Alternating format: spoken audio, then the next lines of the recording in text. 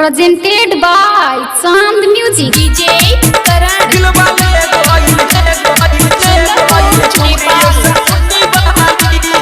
Music by Surinder Suhana. अरे जब जब देखे तो उझारे ये सलेटर भूख भूख बारे अपन दोनों इंडिकेटर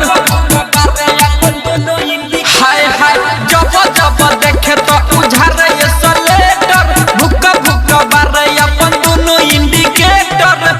पेन्हले ये स्टाइल में के जूती वाली हाय हाय पेन्हले ये स्टाइल में के जूती वाली हो दिल वाले गोइल हो दिल वाले गोइल हो दिल वाले गोइल छौरी सकुटी वाली दिल वाले गोइल छौरी सकुटी वाली दिल वाले गोइल छौरी सकुटी वाली DJ Karan. दिल वाले गोइल छौरी सकुटी वाली चांद रिकॉर्डिंग स्टूडियो गुड़ैता बाजार। चलत जब रही त महारती हल धाका का कही भाई हमर देखली हल काका चलत जब रही त महारती हल धाका का कही भाई हमर देखली हल काका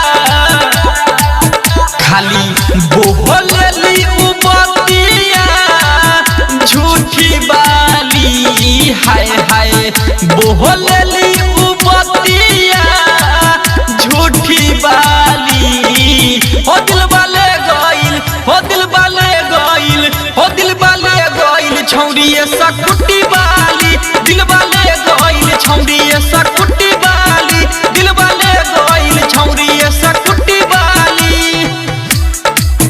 दिल वाले गोइल छौरी सकुटी वाली DJ Karan.